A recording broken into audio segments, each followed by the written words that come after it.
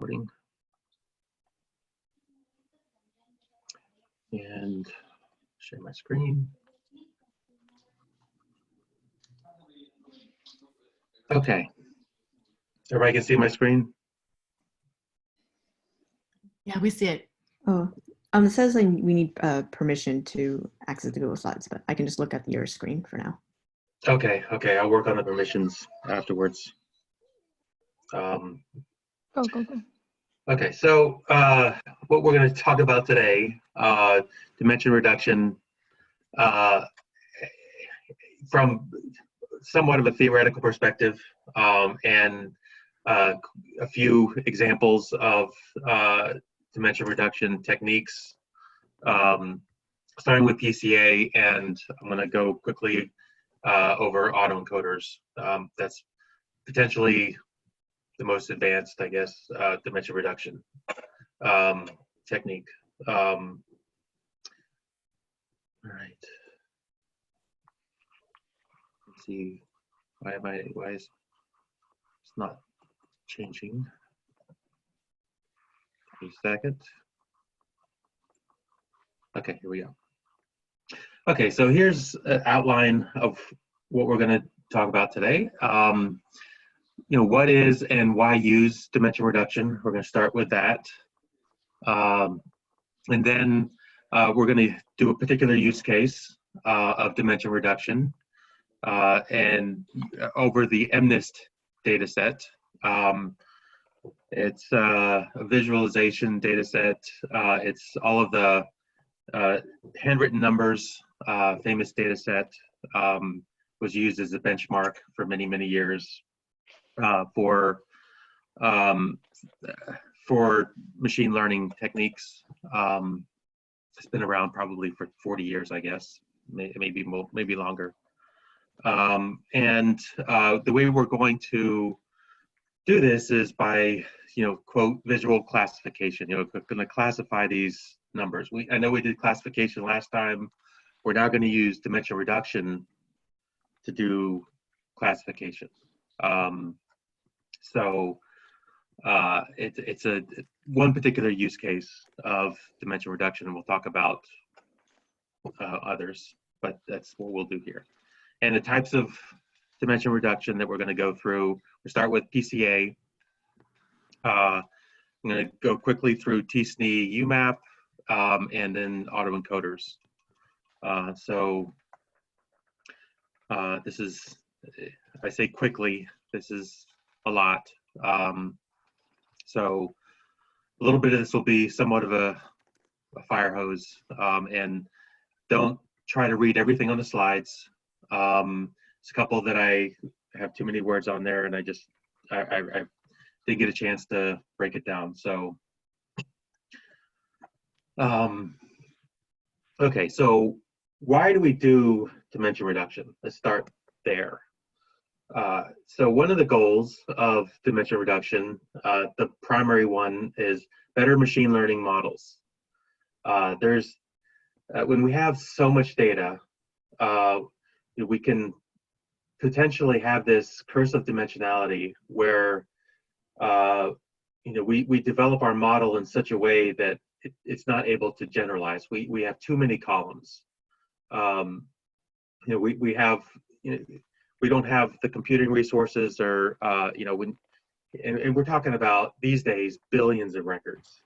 Before, we don't have the computing resources, but sometimes we need, even in smaller data sets, to reduce the amount of data in some way, and to come up with a better model. So that's one of the reasons, and it's dimension reduction is one part of feature engineering, which is pre-processing of your features, your columns, your data sets, your inputs, in such a way that you prepare your data for doing the machine learning. So dimension reduction is the reduction of those columns. It's actually one way that you can come up with new features that are combinations of all your existing features, your existing columns.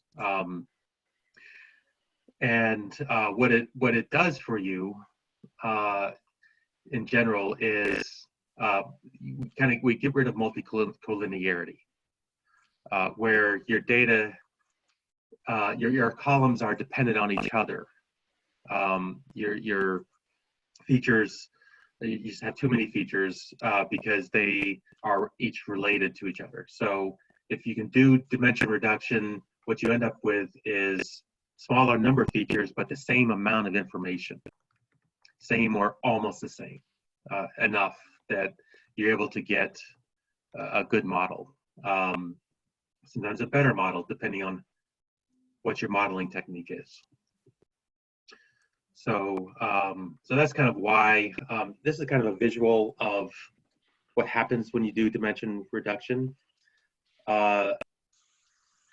If you have all of your features or don't do much dimension reduction, then you end up way over here where you've got almost 100% of the information, the variance, explained in your data. Whereas if you then start to remove some of the features,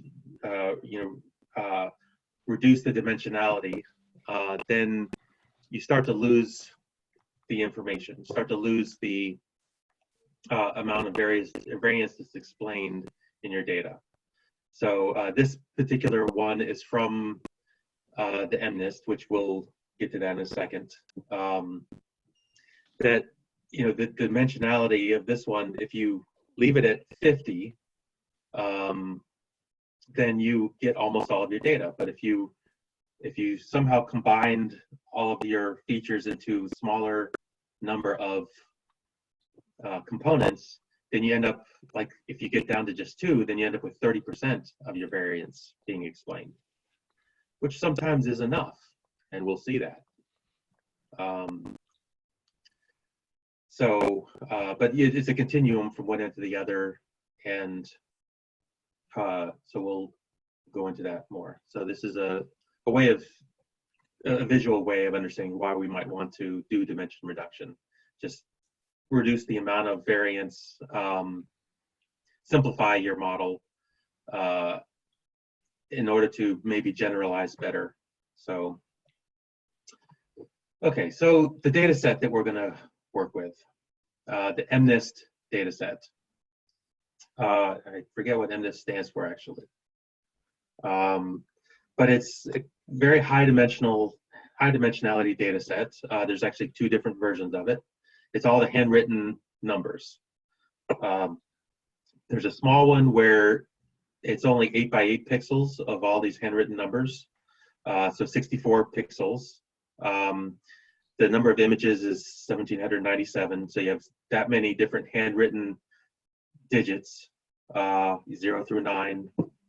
And then each particular pixel is a number between 0 and 16, the brightness, basically, the how dark is that particular spot on the image. So you can imagine this just being 64 number, this particular image being 64 numbers, each number representing how dark that one spot is on the image.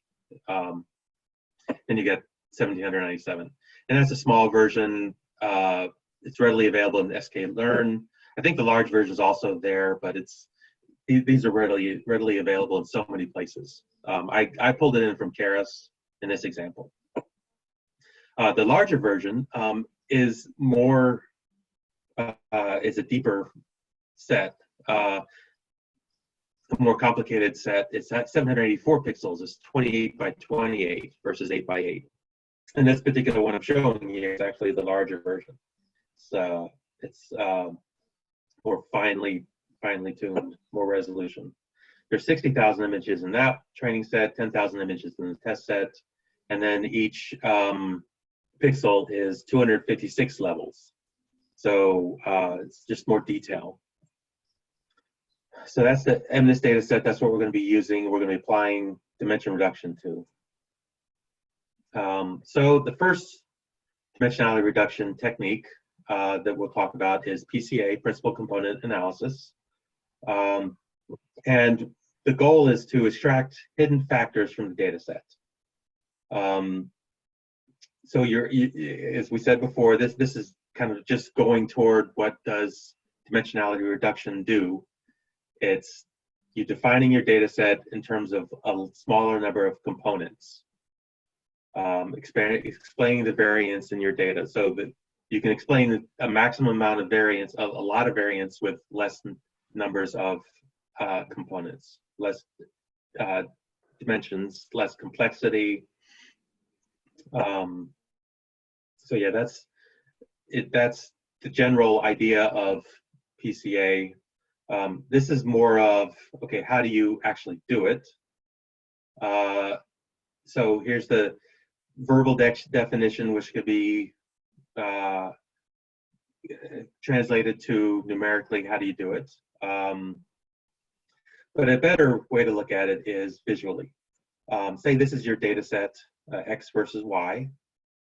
And principal component analysis takes, you figure out what direction along your data, what axes will give you the most spread of your data. And in this case, if you draw a line down through the mean, then that would be, the slope of that mean would be your first dimension as you build your principal component analysis model. Your first dimension is, okay, what's the slope of that line that would best represent this data? And then what you do to get your second one is then you subtract that line. You end up with your error, and you end up with something like this. And then your second dimension is, okay, how far are you away from the line? So you're basically collapsing it around different axes. So and then what axes best describe your data? So you're reducing your data set. You could go further to a third dimension, a fourth dimension. This one just shows 2 dimensions because we're showing it on the two-dimensional axis. So let's jump into the code real quick on and applying this to our data sets. I've got the results of the code showing there in a Google Colab, but I've got it running here. And I put this in the chat or in the Slack, so you guys can run it as well if you have the libraries installed on your machine, Python. So actually, let me do always my favorite step in demonstrating any code is clearing it. So first thing, I'm pulling in some libraries, matplotlib, scikit-learn to get data sets, matplotlib for doing some plotting. So I load in the digits from scikit-learn. This is all of those images. Pull it in, set it as data and target the X and Y, as if I'm going to do some predictions and try to predict based on that image what the number is. But that's not what we're focused on here. We're focused on this dimension reduction. We'll show how we can apply that instead of supervised learning. So when I pull it in, I've got 1,797 data points, the samples, different images, 64 features in each image, 1 feature for each pixel. Then I look at the minimum and maximum of all my pixels, and there's 16 is the maximum, 0 is the minimum, just proving to myself that I have the right data set. And now I'm going to actually plot some of those. I'm plotting the first 10 images. It's a quick way to plot them, and I'm not going to go into the details, but this is what they would look like. And these are the 8x8 images, as you can see. The color isn't the greatest. I probably should have done this black and white rather than default. Okay, so now what I'm going to do is pick out the only 2 components out of this data set. I'm going to reduce it from 64 dimensions because it's 64 inputs. I'm going to reduce it down to 2 dimensions. And so I'm going to apply PCA, number of components equals 2. And I got to do a transform on it to convert all of my data set down to just, instead of 64 inputs, down to just 2 inputs. So what I end up with is same number of images, but now each image is represented by 2 numbers, not 64, where it was before. So now what I'm going to do with this is plot, I'm going to treat this as X and Y. Those 2 dimensions that I end up with, from 64 down to 2. I'm going to treat that as X and Y, and then I'm going to take each number that that image represented and make it a different color. And so I just defined what I just said. I defined a function to do that. Now I'm going to run it. So this is what happens.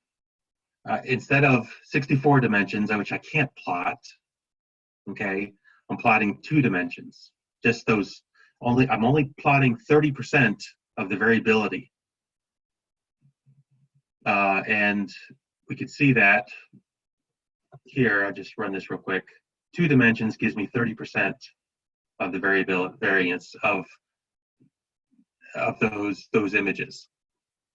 So, but I see clusters. I see all the zeros are generally in the same area. I get overlap, okay, which the overlap can be explained by, okay, the numbers look the same. 7 is here. It's got a lot of overlap with 8s. Okay, those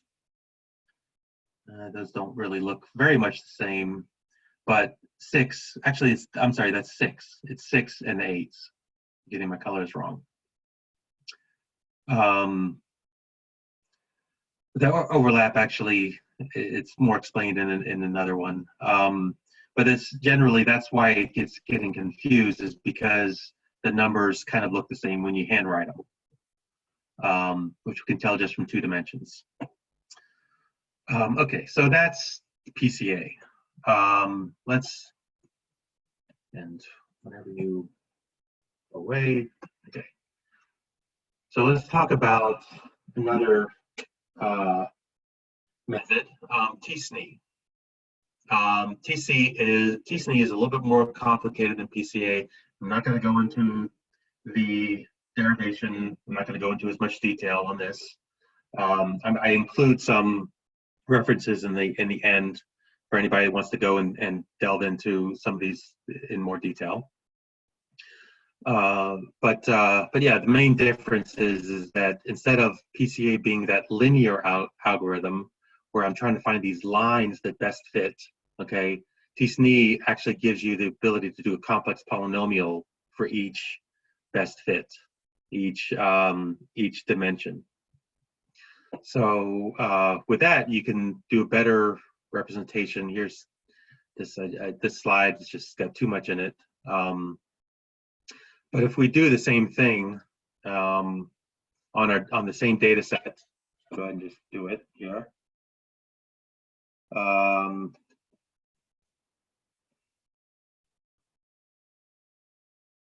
Yeah, it takes longer.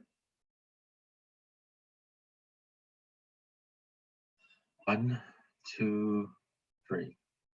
Okay, too fast. Okay, we'll let that run. It doesn't take too long. I have a pretty high perplexity. Oh, okay, it's done.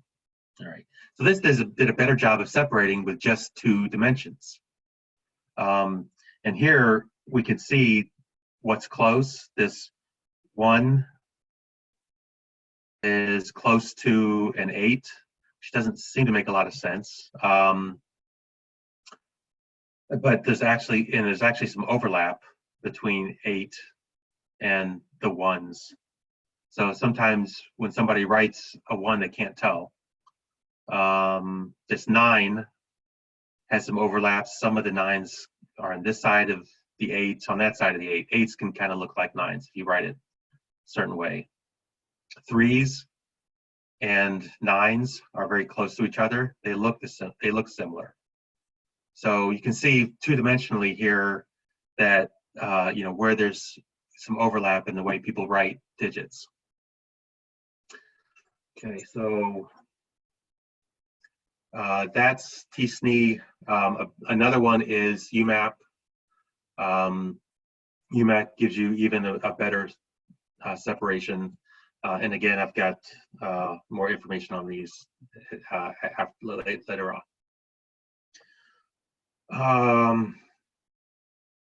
Okay, interesting. Okay, so so that's that's the first few dimension reduction techniques. Another technique is autoencoders. And this is actually using neural networks, which is now called deep learning, which is kind of interesting. But there's different variations of autoencoders, different complexities. But what we're going to do is just do the very, very simplest one, very first level autoencoder. But we're going to do the same thing, that dimension reduction of the MNIST data set, as a measure of how well it works. Okay. So what is an autoencoder? I will go into some detail on this. Autoencoder is a number of neurons, okay, one for each of your inputs, feeding into what's called the bottleneck, the middle layer. And then that image that was on the input gets reproduced on the output. Okay, the same number of outputs are the inputs. So you have basically 3 sections. Okay, your input, your bottleneck in the middle, and then your output. And this side is called the encoder, and this side is called the decoder. And then you match, as I said, the number of inputs is the same as the output, and then your bottleneck is always a smaller number of neurons. It basically, that is where your dimension reduction happens, is in this middle layer. So now I'm going to explain why. How does that happen? Before I give a common sense feel for why this works, okay, let's talk about how you train the autoencoder. Take all of those images, okay, all 1,700 and whatever, or 60,000, okay, you take that image and you apply it to the input and the output of this neural network. And then you use backpropagation to train this network in the middle, how to basically just reproduce what you fed on the input.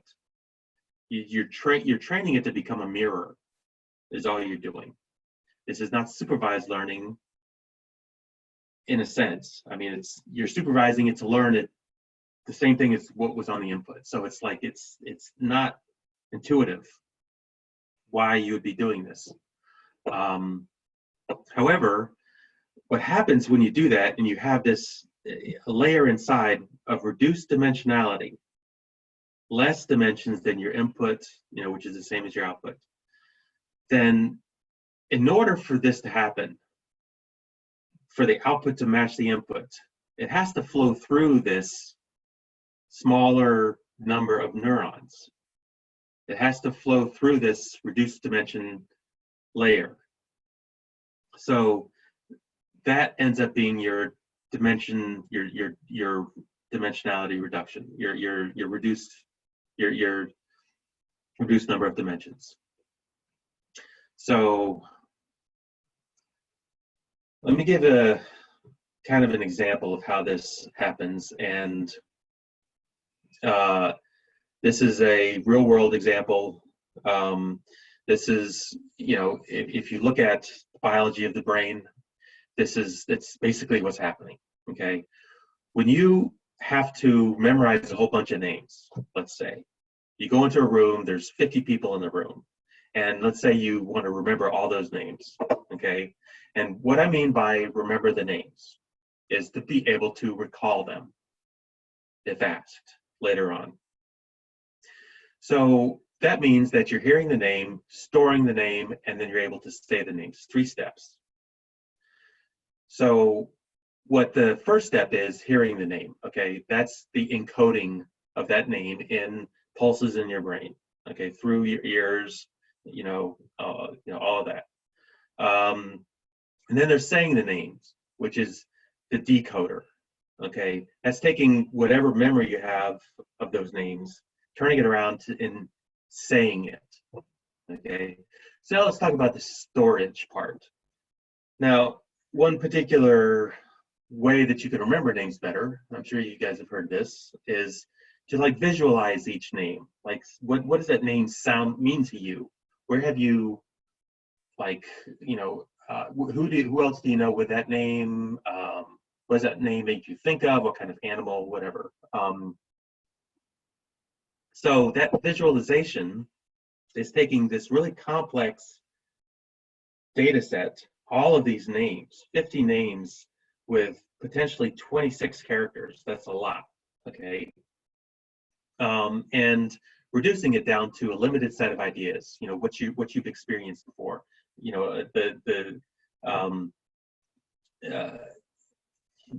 different sounds, different pictures, something you've had. So what that ended up being is a dimension reduction process.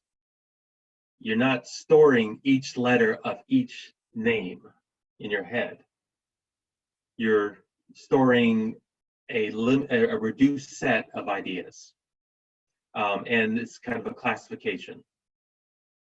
So this is how physically an autoencoder with neurons, exists in us. So what I've done in the past is, broken down the neurons, written computer programs to do that, to copy that. And this would be one of those examples, artificial neural network.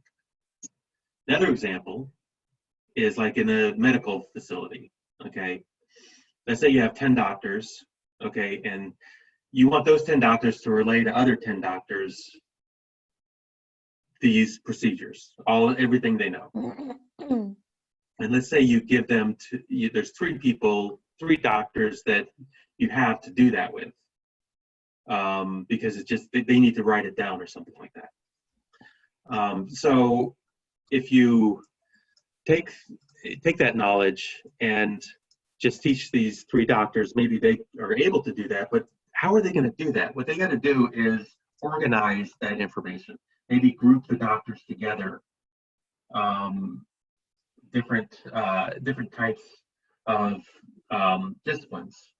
This doctor would handle one discipline, this doctor would have another discipline. So this is another autoencoder, reduced dimensionality happening when you're forcing these 3 to match, 10 doctors to 10 doctors. that all of that body of knowledge. So these are a couple of analogies of why, where autoencoders came from, why they work. So let's just run through a quick example of this. All right, so okay, I didn't run this one. I had a TCE here twice with different perplexity to show how it worked differently. Take a second to run. But basically, I'm using Keras to create the neural networks, so I import that. And then what I'm doing in this particular case is I'm reducing it down to just 32 dimensions instead of 2, which actually I do later. So let's just jump to that one. Okay, so I've created the network, and this is actually go back. I'm going to go ahead and do this one because and change this to 2 because this is a simpler neural network.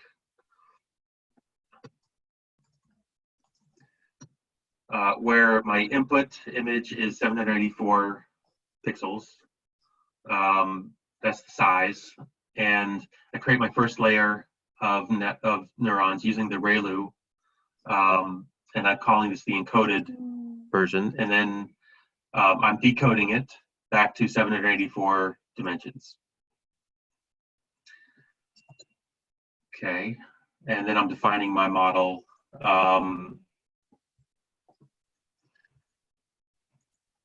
And then defining the encoder, defining the decoder. Then define my autoencoder as, how am I going to do the learning? And then I pull in the data set from Keras. It's a different data set. This is the more complex version. And now I'm doing some work on that data set. I'm bringing everything to within 0 and 1. Divide everything by 255. And then reshaping my input from being 20 by 28 to being 784 by 784, my data set. Okay, and I've got training and test. Now I'm going to reduce the number of epochs down to 5 so that it doesn't take so long. Each one of these steps is an epoch. It's how many times am I going through my data and updating the weights. So now I've trained some, you can see my loss is reducing, my validation loss is reducing less than my training loss.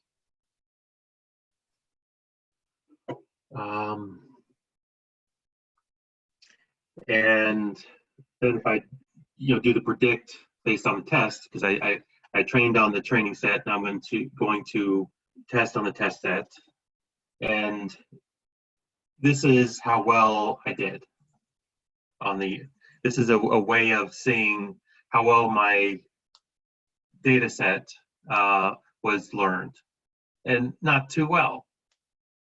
With only 2 dimensions, the neural network didn't work so well with only training for 5 epochs. If I let it run longer, I will see a better image on the output.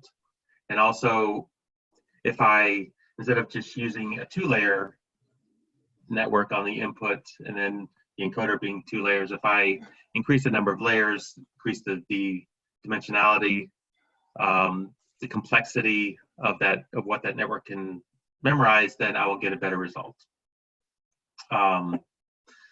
So as often is the case when you do deep learning or neural networks, you don't get as good a results at first as you expect when you do the the statistical methods, because there's some fine tuning. There's these hyperparameters that have to be you have to tune it, basically run it longer. Let's just let this run and see if it does better. And it's actually picking up where it left off. I'm not starting from scratch, but while it's running, here's all of the hyperparameters that you would have to look at. All the different, I don't say have to, okay, that you have at your disposal with, quote, deep learning, because autoencoders are, it's neural networks, it's deep learning, it's not a traditional statistical method. But how many nodes in that bottleneck layer? How many dimensions? And just because this didn't visualize very well doesn't mean that it doesn't have a good feel for the data, which if we plotted those 2 dimensions on the graph and do a visualization like this, we might still see separation. And it's interesting because I didn't actually get to that part, but I've got, let me just pull up one of these articles that has what that would look like in comparison to PCA. Right here.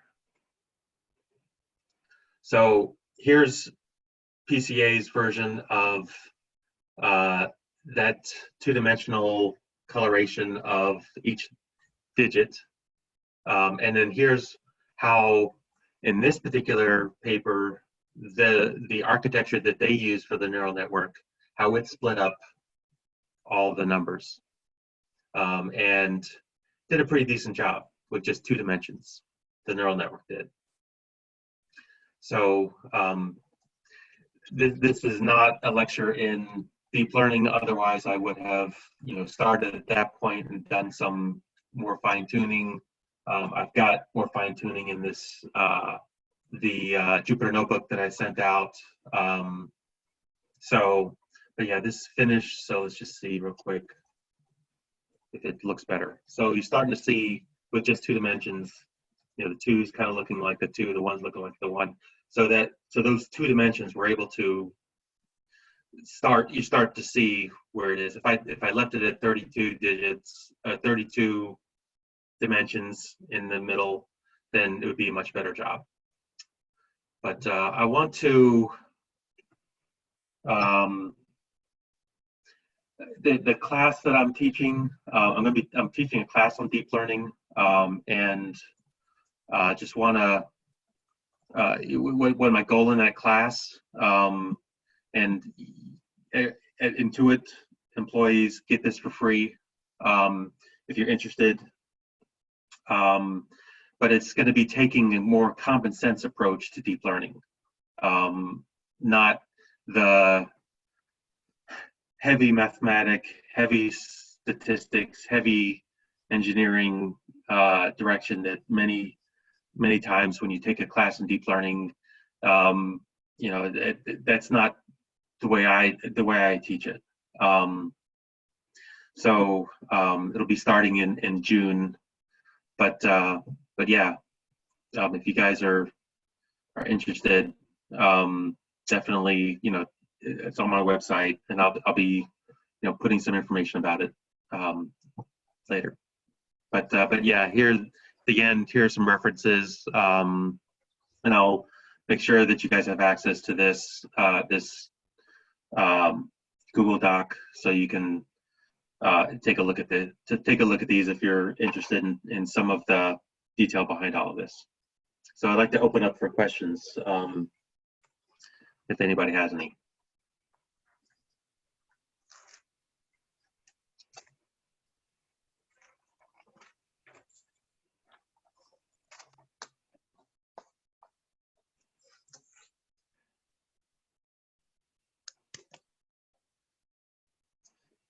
Hey, Christopher, while people are coming up with their questions, I'm sure people have them. This is the time. It's not a good sign if they don't have questions. That means. Well, if they got it all, I'm going to be super impressed. Because this is awesome. Yeah, thank you so much for doing this. This has been great. Your class, can you tell us a little bit more about it? What's it going to cover? It's going to cover it's deep learning. I've got several taglines like demystified, but interpreted that's the title, deep learning interpreted. And basically it's, one of the knocks on deep learning, one of the barriers to entry is, when you use deep learning, you have to be able to explain, it. That's how it becomes useful in many, many cases. Not just that it's accurate, but that you can explain it. And that's what my class is about, is understanding the insides of what's going on. Like my analogies for the autoencoder, well, why does it work? What does it represent in the real world? Like convolutional neural networks, all those different filters. What do they do to the image? Why do they work? That's what my class is about. I start with basic neural network, the fundamentals, the perceptron, and then build it up to CNNs, RNNs, LSTMs. I'm going to go into GRUs. I'm drawing it, I draw a lot of analogies to the statistical techniques. My research back in college was comparing linear regression to a very basic neural network, like 10 neurons or 20 neurons. This was back in early 90s. And those papers have been referenced, 400 and almost 400 times, as much as this year. There's been several patents off of it. And just basically over the years, these past 30 years almost, I've thought about this, and then the past 10 years, I really got back into, what the scene is, because it just really picked up, it's really went crazy, especially in this area. So it's kind of culminating in this class. Cool, thank you. That's awesome. Did anyone come up with questions? And if you're too shy, Christopher, is there a way they can reach out to you outside of class, outside of meeting? Yeah, hit me up on Slack, for sure. Email, whatever. That's in the deck at the end. So yes, please. Any questions? I mean, that's part of my personality. Is I love to just delve into this and bring it down to, quote, layman's terms. Talk about it from a statistical standpoint. So yeah, definitely.